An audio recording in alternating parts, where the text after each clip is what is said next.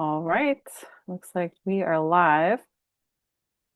Let me head on over. Right, hopefully we're live. Let us know if you can hear us okay, family. All right, looks like we are live. Indeed, indeed. Let me go ahead and get this paused, family. Sorry, we're a couple minutes late. We ran into a couple tech issues going live, but we're glad to be here. If you haven't already, family, go ahead and let us know where you're coming in from in the chat. And obviously, if you have any questions, also let us know that as well. Um, right. I see Sifufu is first to comment. Awesome. All right. We'll wait for some people to come in, and I think we're going to go ahead and. Oh, there is William live and sound is clear. Awesome. Thank you, William. Let us know where you're coming in from, and if you have any questions. See, some people are starting to stroll in. Hey, Ed, Poughkeepsie in New York here, booking and under an ice storm. Oh, I believe it. I know that our weather was supposed to be a lot worse than it was. Thankfully, I don't know about you in Cherry Hill, Sifu. Was it pretty Nothing. mild? Yeah. Nothing. Yeah, we had a little bit of snow touch ground and stick, but and there was like a kind of like a icy sleet storm. I think it was like on Friday evening, but it wasn't like super, super bad. Not as bad as it could have been. So it sounds like maybe you got some of the bad. Let us know. Um, or if that's the storm that's coming up to you where you're at and stuff from down here. Hopefully it's mild when it hits you guys. We also have Rudy on. Good evening to you as well. And we also have John on. Good to see you, John. Let us know what questions you have, family. It's good to be able to be here with you guys and hang out. So obviously we're here to talk about Kung Fu, health, wellness, fitness, and anything within reason. That's the words I'm trying to look for. Steve will not be joining us tonight, unfortunately. So if you're looking to get some extra laughs, we'll have to try to fill that in for you. But hopefully he'll be with us this upcoming weekend on our next webinar series. So he did say he might try to pop in on occasion, so you may or may not get to see him. Other things that are going on behind the scenes is we are doing a complete revamp of how Inner Shaolin is structured, where it's hosted. When I say we, technically I just mean me, but though I do get to bounce ideas off of Sifu Larry, and he, gives me a thumbs up or whatnot and stuff when I need a little extra direction on what's going on. We did have a weird situation where I signed up to a company that we were going to move our stuff over to. And it was one of those things where they said that we'd be able to bring all of our sites for this one flat rate. But once I started digging in and started to set stuff up, I found out there was a lot of extra fees. So it wasn't really going to save us any money. Or really, well, I guess it would streamline things over time, but it was definitely not going to be what they made it out to be. Let's put it that way. So I had to ditch that, but I did find another company that is going to help us to migrate everything over for a better price and help us to have everything working seamlessly. For those of you guys and gals that know, we've been on WordPress for a very long time. I still love WordPress. I'm not going to bash WordPress at all. But what we've noticed since we, started Inner Shaolin, which was a little bit technically, we launched the site on May 1st of 2014, but we were actively building it about 6 months prior to that. So, and Steve Larry and myself, we've used WordPress on tons of sites. I've built clients' websites on it, all kinds of stuff. But over the years, as we've been having to obviously use it a lot more extensively and heavy compared to just having a blog, having, a very large video training database and stuff for our membership site and stuff like that. We have keep coming into these issues where all of a sudden one plugin that was working great with everything just crashes and ends up being just a lot of extra things of either sometimes having to completely replace that plugin, which can be sometimes a giant pain in the butt if there's not easy integrations back and forth.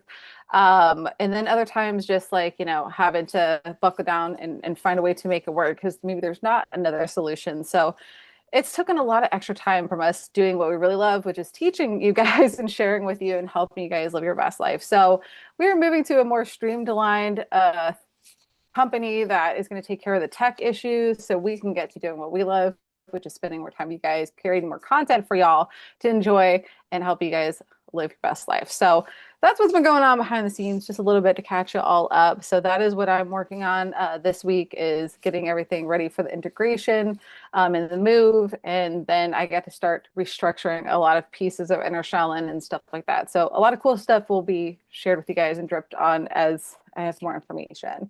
So let's see who else is on. Rudy's coming in from Illinois. We also have Kagler. Happy New Year. Yes, it's almost the Gregorian New Year. Absolutely. We got Dan coming in from Western Australia. Let's see. Zen Photography Journey, aka Melanie, is on. Our sister. She says, "Hello, family. It's good to be here with everyone again. It's good to have you on."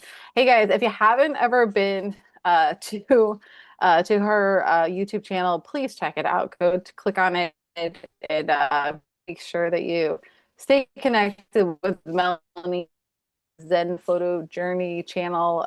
Lots of really just beautiful stuff that she shares there. You're gonna really enjoy it. We also have some of our videos that we do our music to that has some of her stuff in the background. Any of those that have that, you'll see like in the caption and stuff, like credits to her and everything like that. So she's been very gracious to let us use some of her beautiful photography and videos for some of our music videos. So thank you, Melanie. All right, let's see.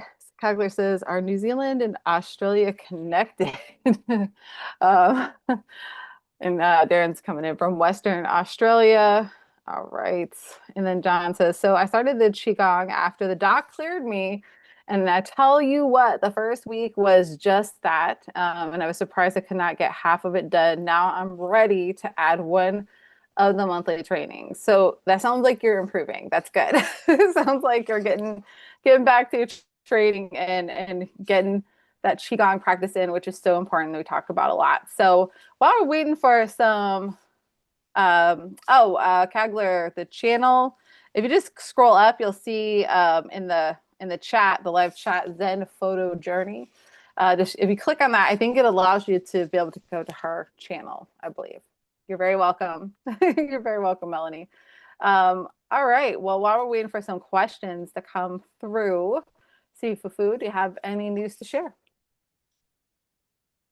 Good. I hope everybody's Christmas is great. I was able to spend it with my kids, and it was just a blessing always to have my children around me. So what I say is, if you have family, don't ever neglect them. One thing you can't ever get back is time. Enjoy it while you can. You never know if you have tomorrow. So always cherish every moment with actually with every day of your life, not just with your kids, but more with everything.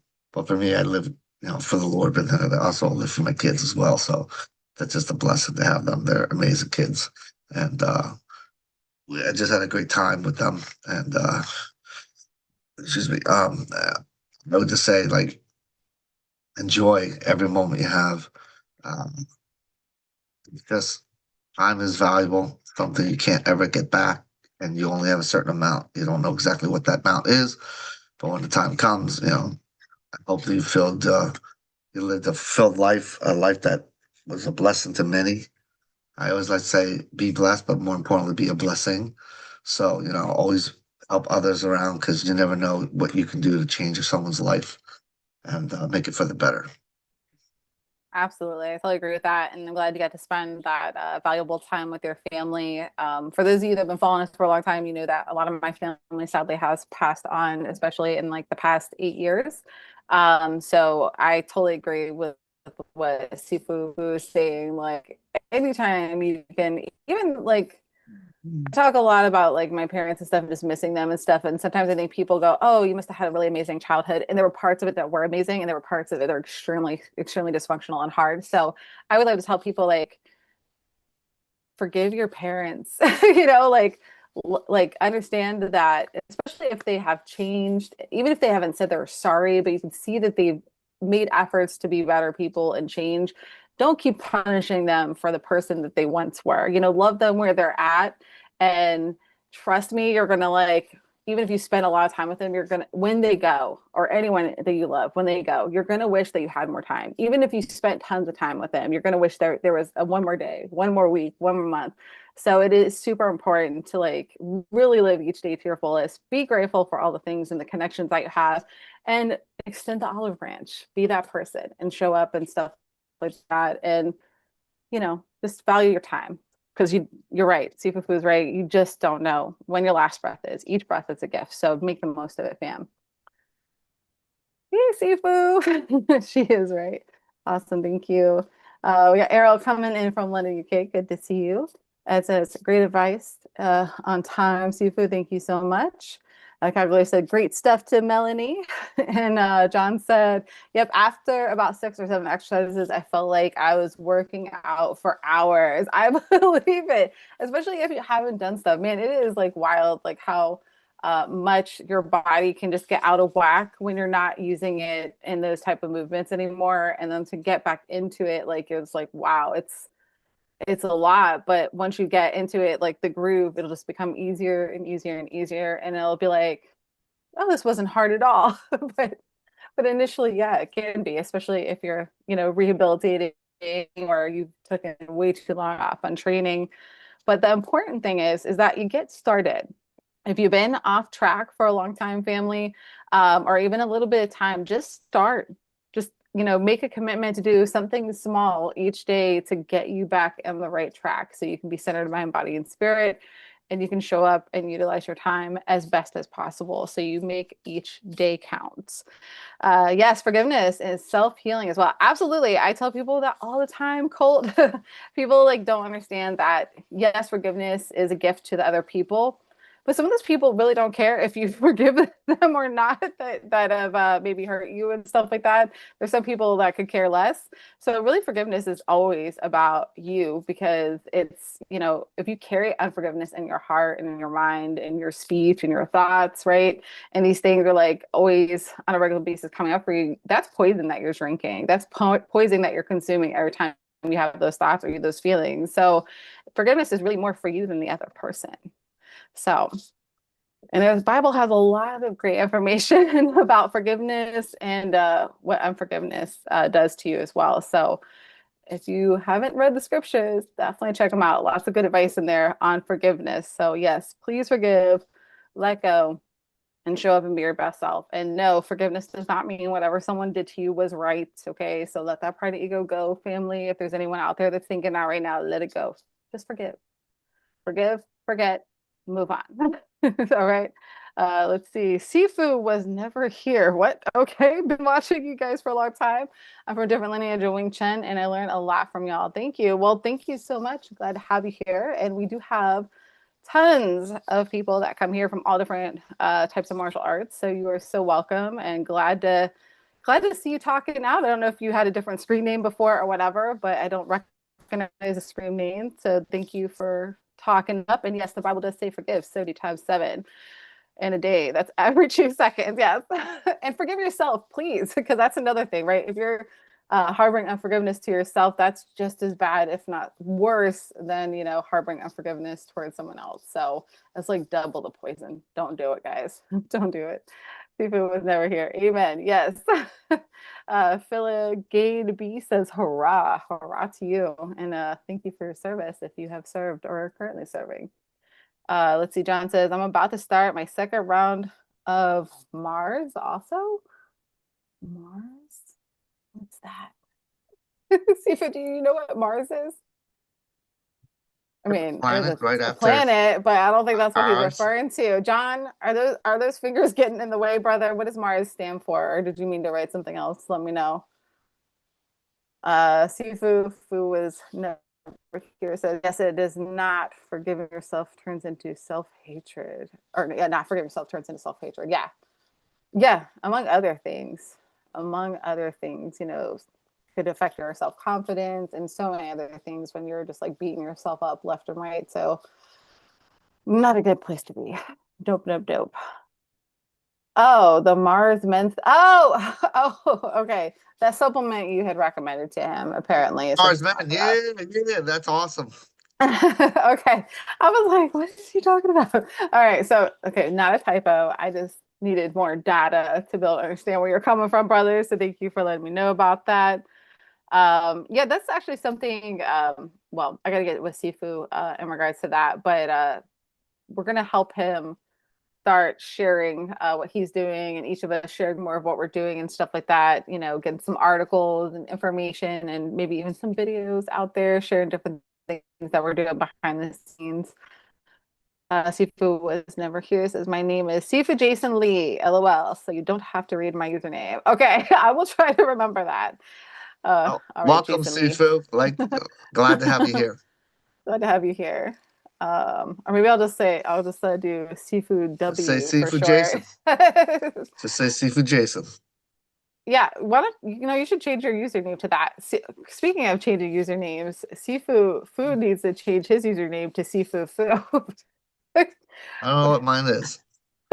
It's like foo with foo It's my no last name, nine three Fugo. three three Nine. four. I Yeah, think Google just did it randomly. you can change it. I'll have to help you with that later. All right. You're welcome. You're welcome. Seafood food is lethal. Yes. Seven, not six. Lots of thumbs up. Thank you. Thumbs up to you as well. Appreciate you. All right. Well, let's see. Oh, let me scroll up here. I missed this one. Says hi family. Happy to be here one more time from San California. And I think you meant to say San Francisco, I think or no, San Diego, San Diego. Sorry, wrong San. um, but we're missing that. But I'm pretty sure that's where he's coming in from. And then we got Damien Hanma says, question: any tips in heart health? My heart feels weird when I stress, so I need to do qigong and the form to stay alive. LOL. I get really good now though. Well, qigong is obviously really healthy for that. I would say cardio, even just like walking. Walking is so amazing, especially after like meals, first thing in the morning, would definitely help you. And through that, like, especially if you can go outside and do your walking, weather permitting, of course. You can also get the extra benefits of being out in nature, getting sunshine, vitamin D, all those things. But there's all kinds of different things that could help you. And obviously, I'm a doctor, not practitioner of health and wellness. There's tons of things naturally you can do, not just like physically, exercise obviously super important, which, Qigong is obviously a part of that. But I would say, depending on what else is going on in your life, I wouldn't say just qigong. You know what I mean? Probably need some other form of movement throughout your day if you're not like having a very active job. And if you're sitting around a lot and stuff like that, there needs to be even more than that going on. But also, your diet has a lot to do with heart health and making sure that you're getting the proper nutrients for that. So, as someone that has had issues like with heart palpitations and stuff like that, especially after I had the COVID several years back ago, um, I know for me personally that I cannot eat meat and not have problems with my heart. So I have to personally be plant-based. That is where my heart is healthy, but for some people that might be different. But I know that's something that's made a huge benefit for me. And just like keeping it healthy, like whatever you guys eat, I would say the biggest thing is to make sure that it's natural. Meaning, like if you're gonna eat cow, make sure it's cow that's been like living its best life in a natural way, doesn't have any added hormones, all that kind of stuff like that. If you're eating, vegetables, making sure that they're healthy and stuff like that. Obviously, if you can raise and or grow things yourself, that is preferable. But obviously, I know that's not within everyone's reach. So you have to just do the best that you can. Nothing processed. Make sure that you're not drinking sodas or energy drinks and things like that. Those definitely are not good for your heart. Caffeine, like in like small doses, and some bad, like say from green tea, that kind of stuff like that. But if we're doing anything like energy drinks, or if you're a smoker, which would constriction, causing constriction within your blood vessels, which can also cause issues because obviously your heart is a big pump, right? So anything that you're doing that could restrict blood flow would be also something that you need to look into. But there's all kinds of supplements, all kinds of herbs and things like that. But I always tell people before you go to supplements, like look at how you can change your lifestyle. Like what are you eating? What are you doing? Are you stressed out all the time? Right? Like there's all these things to think about. Like if your mind is going a million miles a minute and you're always high alert and stressed out and cortisol levels are going through the roof, then you're going to be causing undue stress on your heart. So Qigong also is great, obviously, to help with that too, because it's a moving meditation. But depending on what's going on in your life, you might need a lot more. So to answer your question, simply, lifestyle is number one. Number two, taking care of your stress levels, which also goes to the lifestyle. Your diet has a big play in that. So if you want any more help on that, something more specific, feel free to reach out at support@shaolin.com, and we'll set you up with one of us to talk a little bit more and see how we can help you in your healing and wellness journey and kind of point you in the right direction, because what I might recommend to you might be a little bit different than somebody else based on what's going on in your life, what your day-to-day life looks like, and what your dietary needs are and stuff like that. So I hope that helps. That was kind of a roundabout thing. Caesar just sent us some super chat love, and we also have some other questions and stuff, so we'll definitely go through that as well. Caesar said, thank you. Today I have two questions. One for Sifu Larry.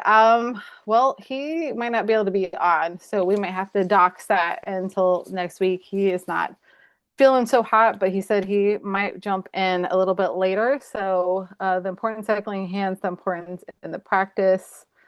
Okay, so I'll write that down. I will write that part down. And then for Sifu Fu, he wanted to know about Tai Chi deflect parry punch. I'm Deflect parry guessing, punch. yeah. Not deflect parry punch. Oh, I read it the way he had it wrote. Sorry. Yes, it is deflect, but I read it how he wrote it. Sorry. That's my ADHD coming out. So I was like, deflect. I'm like, in my mind, I was like, that doesn't sound right to me, but we're gonna roll with it.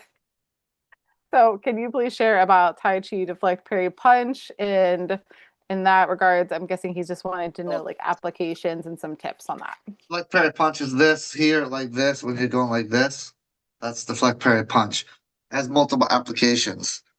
Give me 1 second. My mom's here. She probably has a question. Eva? Okay, okay. And just as I removed myself from the floor. All right. All right. So, deflect parry punch has several applications.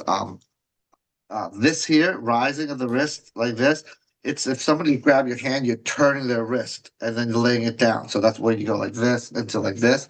You are actually, if somebody grabs your wrist, you're turning the wrist this way and you're cutting into the wrist. That makes you attack their wrist to cause it to bend, releasing their grip. So that's one, like this rise here, when you go like this and you go like this, that's you like this. Someone's grabbing your wrist, you come up, you hook this way, they can't grip you anymore. That's one of the ways you can apply that part here. The parry punch is basically if someone's kind of punch me straight in the nose, I just parry it off. I just kind of intercept the punch, just bringing up the arms, like if I'm blocking some punch, but I'm gonna kind of cut to the side, just bring the arms up. Once I hit my forearms, I will just turn it off like this, and then rotate the step in to create the punch from that. There's several applications of stuff like parry punch. That's just another version of it. So it's like someone's punching me, I'm parrying off the punch and rotating it to come in with the strike with my right hand as I parry off with the left. The turning of the wrist this way. If someone would grab my wrist and push it behind me, like as you see in MMA, they like bear hug you and they grab your wrist, and you see people pinned to the cage and their arms like this, and they're holding the guy like this, and they get their arm down like this. So this part here is actually designed to actually take that pressure that's put on your arm and convert it back in. I've demonstrated before in previous seminars before when I was back with CJ Jamie. I was able to demonstrate it. I do it all the time. My students, I would hold their wrist and say, "Can you get out of it?" And they get stuck. A lot of people do this and this. And the key is to bring it down to the wrist, hook that wrist up inside their arm into the wrist, and you can break grip that way. So that's one of the ways you can do it. Deflect parry punch is about keeping the base strong and rotating up. I've seen people do Tai Chi where they'll go like this and they'll lift their arm up from the shoulder. If you do that, then your technique is worthless. Without a strong base, you don't have hands. Okay, it's like having a second, third floor, and the first floor collapses. The second, third floor will not exist. It will just collapse with it. So you have to have a base. That's why, I always say, um, if you ever want to control someone, if you want to block someone, you want to parry someone, you want to strike someone, there's always two factors you have to have. You have to have a base, which is gives you your structural integrity, it gives you intent, it gives you your force, whatever you want to call it, your yang, let's call it that way. Okay, that's what gives you your structure, so you don't break under pressure. The other factor is the wrist, the ability to turn and manipulate and control energy. And so, two together, one holds structure and one is designed to control the pressure. This is so I'm fighting passively because um, there's no such thing as soft. I talked about that before. It doesn't exist. And you talk about soft, they've never understood what it is. Soft is not something you create, it's a byproduct of controlling your heart. And so you have to create some type of resistance. You have to. Okay. When we resist, we passively resist. We don't actively resist. Passive resistance is holding structural integrity, converting the difference. Active resistance is overcoming the pressures that's in front of you. So when a guy's stronger than you, you'll never win. If a guy is good at turning angles, you're going to lose too. So you have to have structural integrity that gives you your pressure, that gives you like I said, your force, your structural, your intent, all that stuff. And then you have to have the control, which is the ability to convert anything that's greater than your structural integrity. So if you can hold 50 pounds of pressure, a guy can give you 80. Obviously, if you keep fighting him, you're going to crush and you're going to lose. The idea is the difference is between you and him, you're 50, he's 80, difference is 30. That's what the wrist jobs is there for. It's to say, don't worry, keep holding and do what you're doing. I'll take care of the difference. And he turns the difference off through the wrist. So that's why when you do like this and like this, so if you're moving your arm like this and you're swinging your elbow, it's no good. Your elbows are very steady. They're very solid because without that, the wrist is useless. It doesn't have any effect. It's like I said, it's like saying I have a third floor. It's great. It's awesome. It's indestructible, and you're never gonna break it. It's like I don't need to. I'll just smash the first floor, and the third floor is gonna drop, and you don't have a third floor anymore. So that's the same idea. You break your elbow, structural integrity, then their wrists don't work. And the prime example I like to use is if you arm wrestle, right? There's a reason why people push into the table with their elbow because that's pressure down because the thing's solid. You can drive up the arm and then you can be able to turn the wrist and go in. Try arm wrestle someone in the air, hold their elbow, keep it solid, right? And that way you'll see them drive you down. But as they do the next time, just move the elbow this way. You'll see there's no drive, there's no nothing. You'll just crush them, even if they're 10 times stronger than you. If you can move the elbow base away, the wrist is done, the arm is done, you'll collapse them easy. So that's why it's important to have that. So when you do flex parry punch, like I said, it's all your techniques, all of them, not just the flex parry punch, single whip, brush left knee. You have to have a base. You have to have the wrist torque, and it's in every one of them. What makes the difference is really in your form is actually the wrist turns. That's what makes the difference in your move. Store express wings, brush left knee. It's about the ability to turn your wrist in movement, and the idea is wherever you turn your wrist, you can see your elbow will follow and support that with the drive. So when I'm like this, you can see my elbow. When I do this, I don't do this and this. That's me following. You can see that's my elbow moving, my wrist is following. It's not the way it should be. Because if you intercept someone's punch, you can feel go right back in your shoulders. The idea is rotate to the wrist, and then my wrist says to go back and my base is still solid. I never pull the base away. I always have the base solid and I turn while holding the structure. So I like to say if you want to know how it feels like what it should look like, it's parallel. When I go like if I go like this and I go like and I turn, I go like this. Do I look parallel? Do I look like dropping? Versus if I do this. See, it looks even versus like me dropping, like, and it doesn't look even. Through proof is can be seen through parallel moves. So if you look parallel in your moves, you're going to do it right. As long as you turn your wrist to the point of contact. If you turn it away, then you're going to do it wrong. So that's how you can see your first two proof is that parallel move when I do this. Okay, and it changes because my wrist does it. And again, that's the wrist job. That's why you need all three to do. So when you do a deflect parry punch, it is to turn people's grip off you. It is to parry someone's punch. It is to reverse it into the strike. So that's what it's designed to do. There's other applications to it, but I'm not going to go through other ones. Those are good examples of what the idea is. Mm-hmm. Yep, and also inside of the training hall, there is applications on that as well in the Tai Chi section. So for our members, Definitely go there for more details and more in-depth lessons on that. Let me scroll through real quick. Sifu Fu, this is by Sifu Jason. By chance, do you know Grandmaster Quan Cortez of the Kung Fu Academy of Chicago? I don't know him. I know a lot of famous teachers, but more small teachers, unless I've seen them on YouTube, I really don't know. Yeah, I'm not Um, familiar with them either. I, Damien I know says, people who are around my area just mhm, because, the world of Winchester is a small community. I know right. the people within my area, but outside that, unless they're like on YouTube a lot and it gets fed in my feed or I happen to see them sometimes, I really don't know a lot of Yeah, we don't know John who are that who are not famous. Like I know people. Samuel Kwok, all these people who back in Yeah. Modern's day who made famous. I recognize the names and everything like that. But today's more Wing Chun people teaching in schools, I don't know. Cool, cool, cool.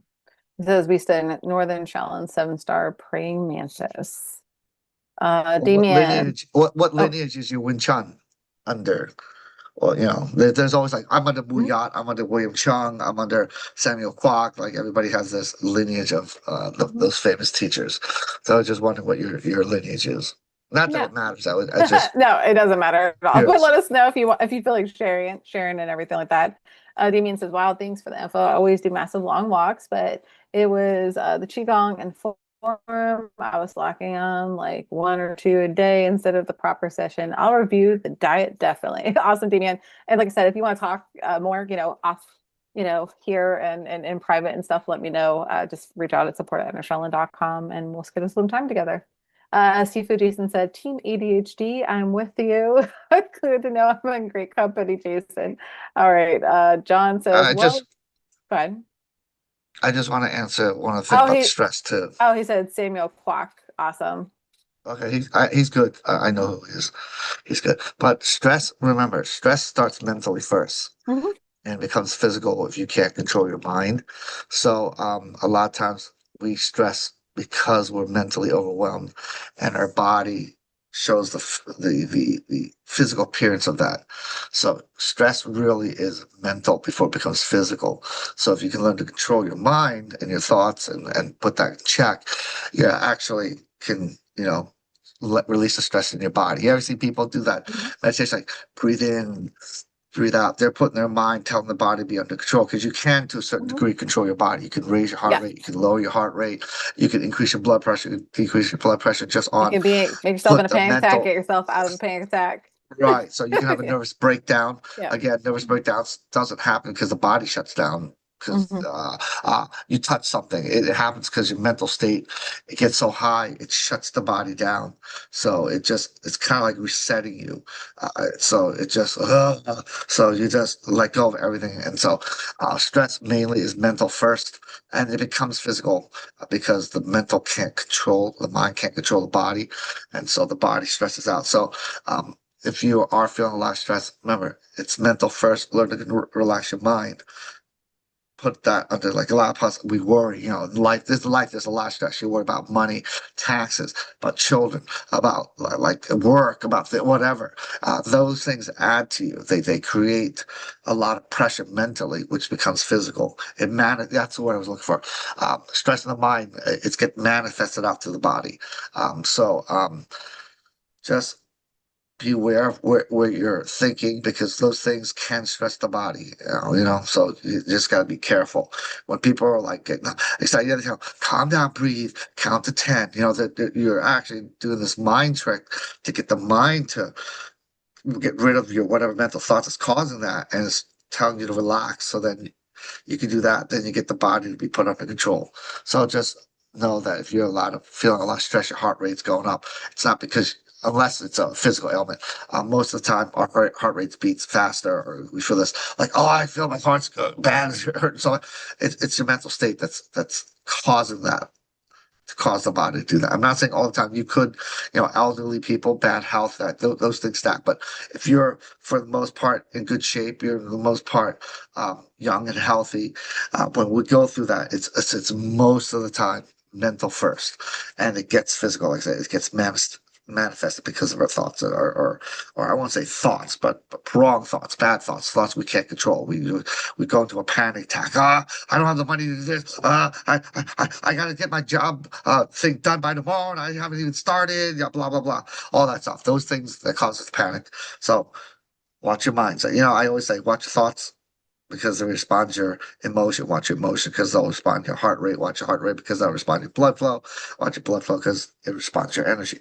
So what you think is how you feel, how your body can react.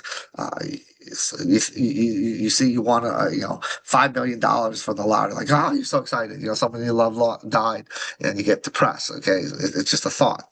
Like if you were away in Australia and someone back in America died, you never heard about it, you'll be fine. Someone calls you up, tells you, then boom, you hit. It's a mental thing. So watch that, and it'll help you get your health better too. Hmm. Absolutely. Let's go through this real quick. John said maybe we get a mini lecture on getting the right timing down to successfully execute a movement. Okay, so timing is a matter of executing your body to get to one single point in one single time. That's how you get your power out. So it's like if I'm punching and I hit and I had to push my shoulder afterwards, that timing is off. Timing is a matching of your body. So how do we get the timing right? It's through our joints. Okay, there's 6 points in the body for one side. There's the other side too. I'm just gonna count one side. It's your ankle, your knee, your hip, your shoulder, your elbow, and your wrist. So if you can learn to move your body into a sinking, turning, basing, driving, and snapping of the wrist. That's how you get your timing.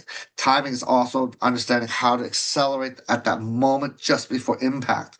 So if I need to hit someone here, I shift, I sink, and I snap at that point. I don't go like this and snap afterwards. It was here. I have to know here. I have to know how to time it at the last second. You kind of like contract all your muscles, get your twitching muscles to snap at one point at one time, and that's how you get all the energy into the wrist. You do it through the rooting and the sinking part. You don't do it through the leaning. If you do that, you're going to break your root. Now you can't drive energy from the ground. You do it from the leaning and the throwing the body, so you don't want to do that. Remember, you get forward energy one of two ways. You either root or you're going to lean. It's one of the two. That's it. There's no other ways of doing it. So either you're going to put your body weight, throw behind it, or you can sink and draw energy that way. So those are the two ways we can find our body's power by rooting, and then again creating that forking with the waist, the basing of the elbow, the driving and snapping of the wrist from coming from the waist up. Okay, that's how you create that timing into your power. And again, timing can change because the range can change. So you have to practice different ways. I when my students, I'll teach them timing. And one of the things I do is I'll just have them put their hands like this, and I'll tell them, I'll just put my hand right on their wrist, right here with my finger and my thumb. And I would just tell them, okay, throw a punch. You don't have to do it fast. You don't have to do it hard. Just have to bring the fist towards my nose. And when they do it, they'll feel the stress go back in the shoulders. It's like, okay, well, then you didn't do this right. You didn't base and drive. You threw your shoulders. And they're fighting and they feel it's hard on the grip right here. And I said, well, then you're not learning how to drive to your wrist, to your knuckles in this case. You're pushing against the grip. So you're not learning how to drive to your wrist, you learn how to drive to the point of contact. So this is one of the things I do. If I tell them to throw a hook punch and they do like this, because I put pressure on the arm, they feel it build right in the shoulder. Well, they didn't base drive the torque the wrist to create the turn. So they might go like this and they might draw back like this. And under that pressure, the load now goes into the shoulder, which is why people lean and throw. That's why boxers say throw. Because it's for us, I don't roll back on my shoulder. I base and I rotate the wrist. So the energy is always going to my hands. I never have a flow going this way. It's always going to flow this way. It can go this way after it gets to the wrist and it go here. So I'm not saying it can't get to this point of contact. It just has to by default drive to the wrist first. From there, the wrist will tell it to go to wherever the contact point is. So I'll go to, if this is the point of contact, I will go to my wrist and I'll hook into that point. I don't just go like this because I don't have the drive. I don't have the base. So you have the base drive to the wrist and then you can turn the wrist to the point of contact. That's why I like to say you have to go past them but you're not allowed to go past them. So you can never drive the energy to the point of contact. That means you're opposing the point, which means you are muscling, you're fighting. You have to take whatever pressure. I always like to say your arm's like an escalator. Any contact on any point of your arm, you will always bring it to the wrist. So if someone's pushing me here, I will not push back. I will base, I will drive out to my wrist, then I'll hook that wrist to that point of contact. And that's that part where you're not allowed to go past them. You have to go past them because when we hit on impact, if you drive right to the point, you'll always feel the fight come back to you because you're actually pushing on point. We drive to the wrist, whatever hit, when I hit my arm, I have that solid base. Any pressure that hits my arm is designed to go up. So I'm not pushing past it. I'm actually pushing to the hand, or I like to say drive to the hand. So any pressure on my arm is immediately going to the wrist. It never comes back to that point. That point never has to feel the fight because it's always moving it. Remember, contact point is never a pushing point. It's always a, guys know what it is? Write it in the thing. Contact point is never a pushing point. It's always a, I see no one answering this one. Come on, guys. You should know this one. Contact point is never a pushing point. It's always a,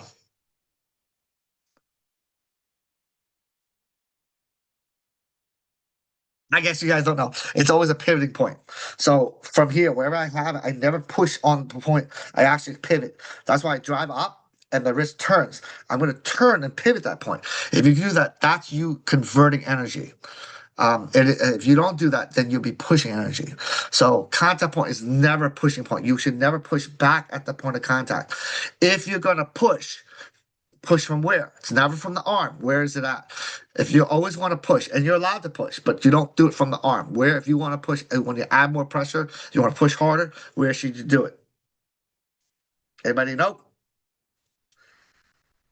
If you want to muscle the guy, you can, but you have to do it at a specific point. Um, if you want to fight, you want to extend, you want to, where should it be? Yeah, right. Contact point is always the pivoting point. So, but if you want to muscle someone, if you want to fight that pressure, where should you always fight it from in your arm? Right? If you want to fight from where? You're gonna nope, nope. If you're gonna fight, you always fight from the base. So if I want to push harder, I always do it from the base. So I will put a base drive. So if I want to muscle, if I want to extend, if I want to force, I don't do it through the arm. I do it through the base. Because when I push harder, he's going to feel the force come. But then it's like, well, aren't you muscling? No, because the true base has a drive. So what if I push here? It's not you're going to move up to my hands if you do a true base. So when you push from the base here, any pressure that comes on my arm, if I base, it's going to naturally drive up. So it's like I said, it's like an escalator. Any pressure comes on your arm should go immediately up to the hand. So now that I get the hand gets more energy. What I do is I go past him. But then the not going past him, this hand hooks on that point where the contact point is. In this case, let's say it's here. I will hook that point down. So I create that base drive creates that lower pressure, which is like the bottom jaw. And then the wrist turning on point, it's pressing on the top, putting that pressure from the top side of the arm, creating the top jaw, which is like that's why I like to say when you do it right, you create that bite. You have that point secured because of the base drive and the hook in, but you can easily move someone because again, you're creating that point to pivot, not to push. If you do it a push, then his strength matters. His force does have a factor. If you're doing a pivot, it doesn't matter. It's like standing on a seesaw. As long as the structure there is on that focal point, if you try to just push your weight from one side, it's just going to flip you. It's going to turn you. You don't have to push more. All you have to do is sustain that focal point because that focal collapses, you can't pivot, right? So this is why you have to have structural integrity. Because if you don't have structural integrity, you'll collapse under pressure. So you have that strong structural integrity. You drive any energy to the wrist. And then, like I said, any pressure goes here will be directed to the hand. Then the hand turns it. And turns are always small. If it's a big movement, then you're not really turning your wrist, you're swinging your shoulders. So when you're like this, that's not your wrist turning, that's your shoulders. You think you're turning your wrist, but the wrist has to be the head of the snake, not the tail end of the snake. So you can't feel like you're moving dragon to the elbow. You have to move like you're laying and pressing on point. So you always have to feel like that. So that's why three proof is the key. Yeah, power consists of three things I always talk about, right? It's mass, force, and focus. Driving that shoulder, the elbow, your base, that is your mass. That's what makes you feel heavy. That's what makes you feel solid. It makes you feel like you're bigger than you are. The drive is your acceleration, how fast you move the hand. That's your acceleration. And the wrist turning on point, turning to the attack, that's your focus. So your power consists of those three things. And that's why you do that. Okay. A true base always has to drive. So when people do a base like this, that's wrong. It's no good. That's why under pressure they always collapse because a true base has to have a drive behind it. Otherwise, if you like bring it to your elbow, you're saying to the pressure, go into my elbow, drop me my arm down because that's where I want to go. A true base always has a drive, and a true drive always has a torque. A true torque always returns to the point. So this is a common thing that people make mistakes on. They create this hard, heavy base, but they don't have a drive. So the base is really no good because you're going to wind up pushing your arm out and not converting energy. You're going to try to force energy. A true base has to have a drive. So when I base, there's always this little rise to the hand. So any pressure comes on the arm, goes up, and then the hook takes it, and then that's how I convert it. So that's what you want to do all the time when you're creating any type of energy control or power to hit or locking. This is what three proof is. Right on, right on. Lots of good information there. Hopefully, all were taking notes. And apparently, John's daughter was yelling at the screen, trying to get it to type what she was saying. So that was really cool. All right. Let's see. We also had another question. Damien said, is there an animal Tai Chi forum you guys have or suggest? I want to add animals to my Tai Chi stuff. We don't teach the any Tai Chi animal forms, but we do teach the 5 animals. Sifu, Fu, take it away. Oh, five animals? Well, he wanted to know if there was a Tai Chi animal form that you recommend. I don't think I've heard of such a thing. Well, let's just say this. All styles, no matter what, if they're good, they will share the same principle because energy is still Exactly. energy. So it doesn't matter Yeah. what animal you do. Like, for example, there's a LARP style in Wing Chun. Okay. This is called a LARP style. Okay. Now, that's a crane wing. Okay. Wing Chun was supposedly derived from the snake and crane, but it also has dragon hands. So when you're doing finger strikes, these are dragons' hands. So, animal, like when you do this, okay, this could be a tiger's claw. If you go like this, it could be a crane wing. If I do this, it could be a leopard's paw. It's just the way I change the shape of my hand can make it look like one. Now, I can do like this and then do into this, and it looks like a leopard paw. But again, it doesn't matter. It is a human hand. It doesn't change. You can change the Right. name if you want to, but the way they control the energy, whether I do a crane wing and I go from interception hand, I crane wing this way to hit, or if I do like I'm a human being and did a wound hit, it is a pivoting point, turning on that pivoting point, creating the structure again. It's still three proof. If you do your animals right, you do your Tai Chi right, if you do boxing right, you do three proof is the way to do it. It's a commonality of getting your energy out powerful, efficiently, and effectively. And you don't waste much energy. So it's all the same. It's like saying, well, you know, 10 plus 10 is 20, but 40 divided by 2 is also 20. So which is better? It doesn't matter because they operate on the same principle. You can go about, like well, I like to do 15 plus 5. And they always, well, I like to do 22 minus 2. It's if 20 is the goal to get the number, it doesn't matter which way you do it. You can do the square root of it. What's the square root of 20? I think it's like 400, right? So like, I don't care. When my students decide to turn their wrist this way to intercept the punch, or this way, or this way, I don't care. Are they following the principle? Are you basing, driving, turning with one kata? If you turn with the pinky side, it's fine. If you turn from the neutral, it's fine. If you turn from the thumb side, fine. If you want to turn on the palm side, that's fine. I don't care.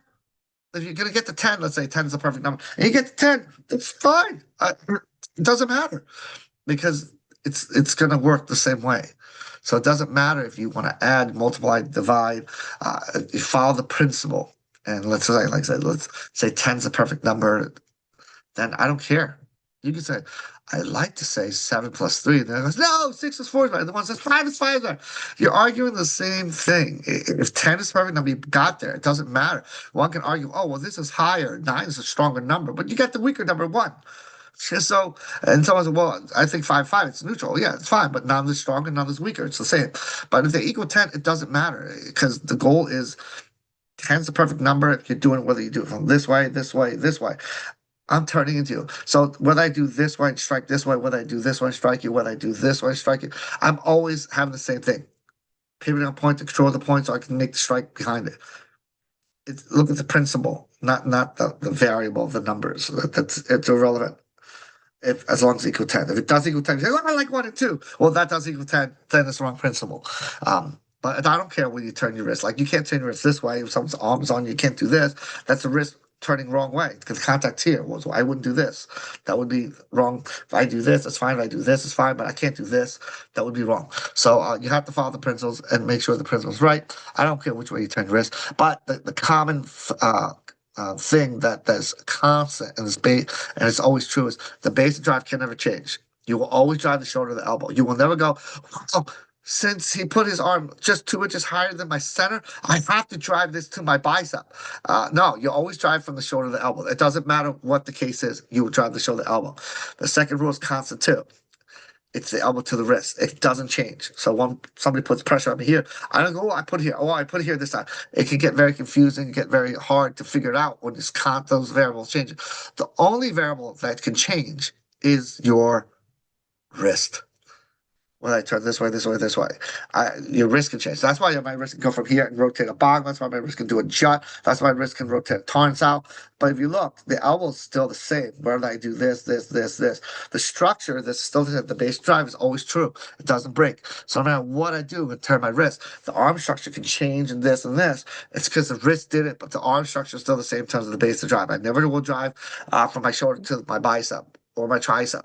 I will never drive the elbow to the forearm or anything. I will always drive the wrist. The wrist will turn it back to the point of contact. That's the only thing that you're allowed to change, which is good because you don't have to go, oh, I got to remember I have to add here. I got to add here. This time it's here. It can get so confusing when you have many variables. You only have one variable to have to adjust with, and that's your wrist. So it's great because you don't have to go, well, if I do this, then the elbow has to compensate this, and then my wrist has to. It's too much. It's too much for the body to figure it out when you're constantly changing variables. If you only have one variable to work with, that's all you have to adjust to turn this way, this way. That's easy. When you have to try to go, oh, I gotta get my elbow here, my wrist here, it's just too much variable to do in that moment of time when you have someone fighting you. If I just know how to base Yeah. and drive and talk my wrist, it's much easier because all I have to do is just get it to my wrist and my wrist will handle the rest. So hopefully that answers your questions. Yep. 7.6 says your system is very intelligent. Thank you, thank you. And Rudy, we don't have time to show you how to not let someone lock your arm. But we do have lots of videos on that. Like if you watch probably any of our seminars where we're in the same space together, that's something that's pretty common that we've talked about. So hopefully you can go through some of that other content and let us know. If not, let us know next week earlier and we can try to help you with that. And Caesar said, great class. Thank you. Yep, we're going to wrap it up, fam, because in a couple minutes, we're meeting our members in a private live Q&A that we do with them where we do critiques and go in more depth about whatever they want to talk about that night. So we're going to see y'all in a little bit, and everyone else, we'll see you next week. Thank you for joining us and coming out. And if you haven't already, please strike the like, make sure you hit subscribe and share this on. Have a great night or day wherever you're at.